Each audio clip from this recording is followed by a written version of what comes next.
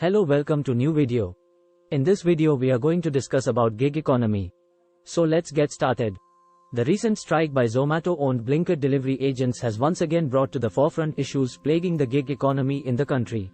Who is a gig worker? Gig workers are those who work outside the traditional employer-employee relationship. There are two groups of gig workers, platform workers and non-platform workers.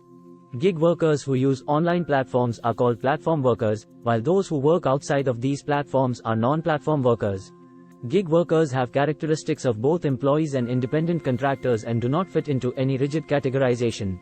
As a result, gig workers have limited recognition under current employment laws and fall outside the ambit of statutory benefits. Proposed law. The Code on Social Security, 2020, brought gig workers within the ambit of labor laws for the first time. The code defines a gig worker as a person who performs work outside of a traditional employer-employee relationship and earns from such activities. The code recognizes both platform workers and non-platform workers as gig workers.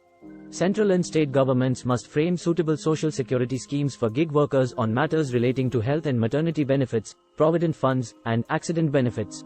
The code mandates the compulsory registration of all gig workers and platform workers to avail of the benefits under these schemes.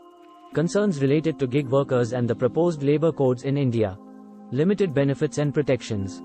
Gig workers are excluded from the benefits and protections offered by the other proposed labor codes, such as minimum wage and occupational safety.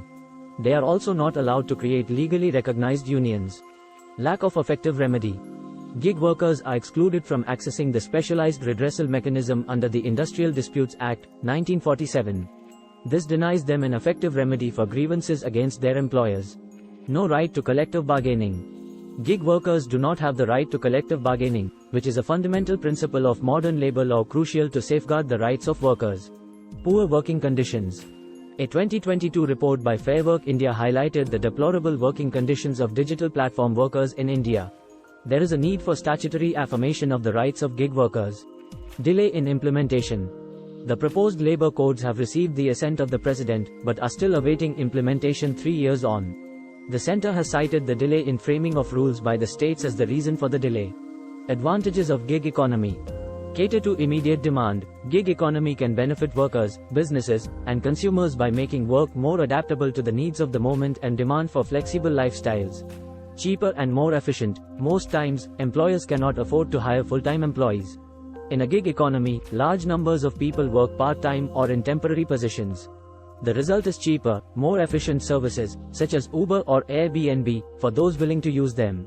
Wider choice to employers. Technology and connectivity through the internet don't require the freelancer to come into the office for work. Hence, employers have a wider range of applicants to choose from as they don't have to hire someone based on their proximity. Offers specific expertise. Professional services firms are hiring gig workers to add deep domain expertise to client impact teams. Majority of professional services contact workers have years of domain-specific knowledge, like consultants. The wider choice to employees. People often find they need to move around or take multiple positions to afford the lifestyle they want. These days, people also tend to change careers many times throughout their lives. The gig economy is a reflection of this rising trend. Youth economic productivity. India has a high share of young population which is only expected to grow. According to economists at IMF, youth inactivity in India is at 30%, the highest amongst developing countries.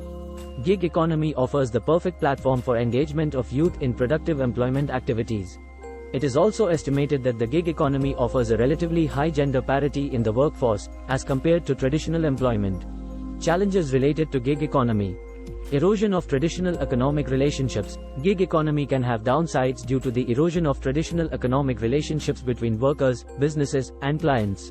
This can eliminate the benefits that flow from building long-term trust, customary practice, and familiarity with clients and employers. It could also discourage investment in relationship-specific assets that would otherwise be profitable to pursue, since no party has an incentive to invest significantly in a relationship that only lasts until the next gig comes along. Crowding out traditional workers. Workers who prefer a traditional career path, stability and security that come with it are being crowded out in some industries. The gig economy makes it harder for full-time employees to develop fully in their careers, since temporary employees are often cheaper to hire and offer more flexibility in their availability. Disrupted work-life balance for gig workers. Flexibility in a gig economy often means that workers have to make themselves available at any time the gig comes up, regardless of their other needs, and they must always be on the hunt for the next gig.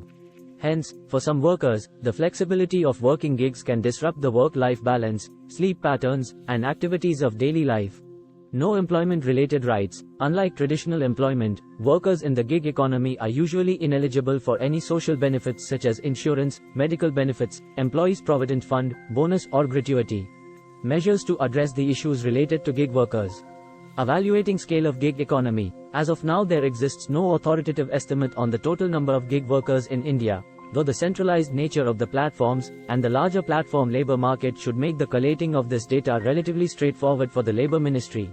Making regulations related to gig economy a more viable strategy then would involve conditional government partnerships with platforms under some of its flagship schemes. 2. Here, the successful pilot of Swiggy's street food vendors program under the PMSVA Nidhi, or PM Street Vendors Atmanirbhar Nidhi scheme, may prove to be an illustrative example. That's all in this video. Thank you for watching. Please like, share and subscribe my channel.